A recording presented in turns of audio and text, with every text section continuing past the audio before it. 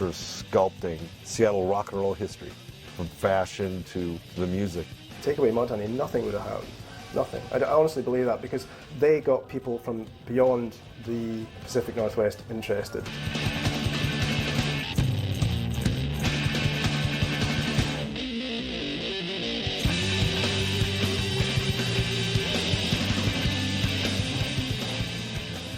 They really kind of inspired us to like play harder. Yeah. Or, you know, going on after them was so hard all the time because they had so much energy. I mean, it was these two guys with these shitty guitars just rocking out.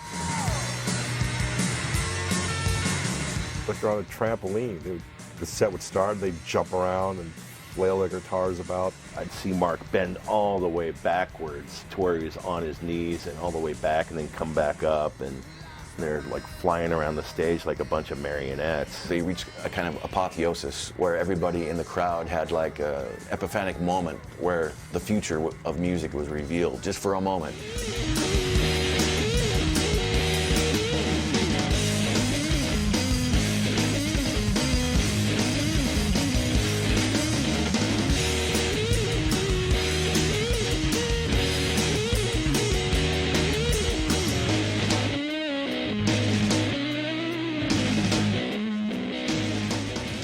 It really motivated a lot of musicians and photographers and producers and you name it. They were just a motivational force. Even in Seattle, where you had this gold rush for, 2, 3, 4 years, this intense attention of media, record companies, business, the guys in Mudhoney were kind of seen as stable, as guys who actually had their shit together.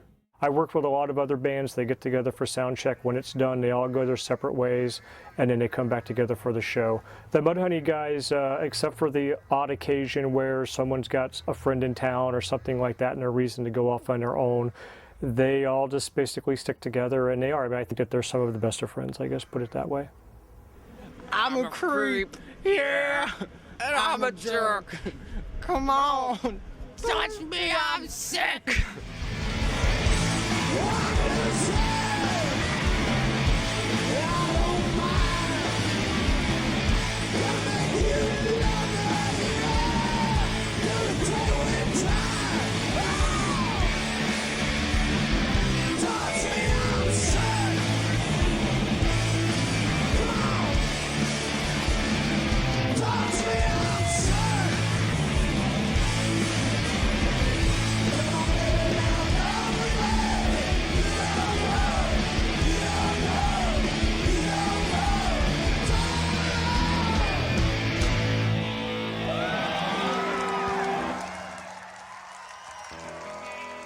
Mark Arm, you just played Puko Pop. What next? I want to get high.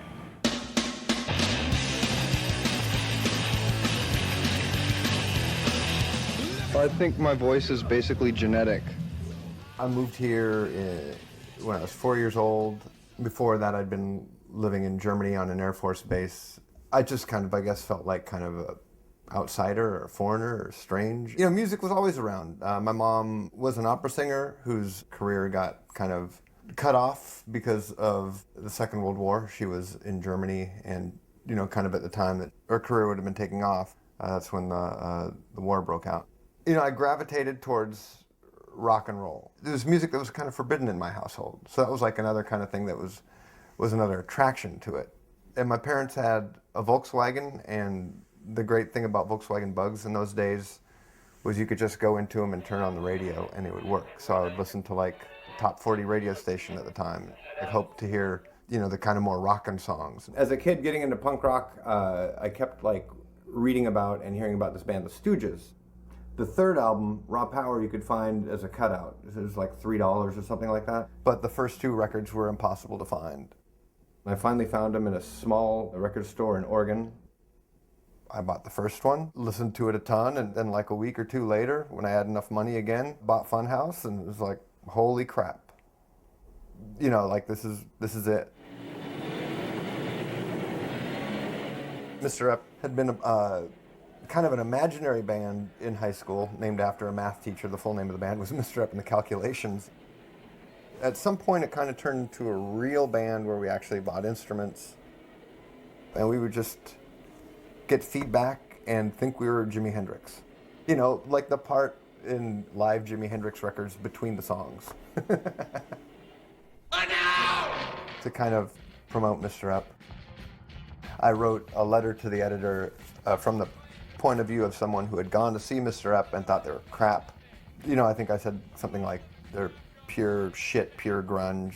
You know, that's not the first use of the word grunge to describe music. In Australia, in the early 80s, bands like The Scientists and The Beasts of Bourbon, those bands were called grunge by the press down there. Tex Perkins at one point was called the High Priest of Grunge, which apparently caused Tex to punch that guy in the face. But what we've all heard about is the so-called grunge rock from Seattle. Grunge is not a term Seattleites are particularly fond of. You know, when all that shit was going on, I said, yeah, it's your fault. You fucking invented grunge, you know? He didn't label the genre, but I think he was just in describing the sound. And then from there, someone said, well, that's the genre reference we'll use. And at the time, no one accepted it. Everyone thought, what? Grunge is stuff that gets on your dishes that you try to scrub off. If he coined the word, God bless him, he should be getting royalties. If he didn't, I think he should consider himself lucky because it's a nasty word, and I think it actually became kind of an epithet. It was a way to very briskly, conveniently, and almost dismissively describe a style of music that I think had much deeper roots in discontent. You know, people, when they think of grunge, they think of like heavy, like a lot of trees and a lot of rain, and I was gonna say mud. I mean, it was just essentially a different way of saying punk rock, I guess. Yo, just because you're nerd rock doesn't mean you're smarter than us. Well, look, see these glasses? Steve invented kind of being a hip nerd back in the 80s, 90s.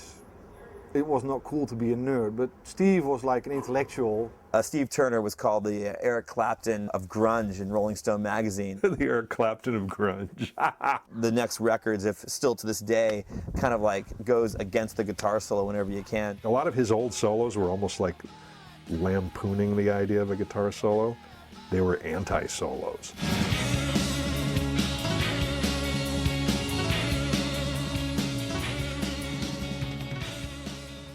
My brother had an acoustic guitar, and he had the Beatles songbooks and the Eagles. Learned how to, you know, sing and play Rocky Raccoon and Desperado in 8th grade.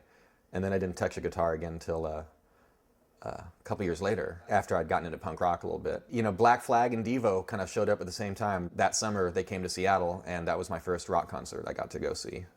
And that was huge because they used, you know, skaters in their videos.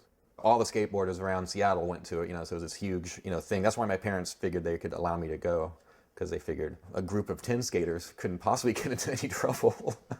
The punk scene was just so different from what I thought it was going to be like, you know, and they seemed so much smarter and cooler to me than any other group I'd seen so far as like gatherings, you know, social gatherings. Steve and I, early on,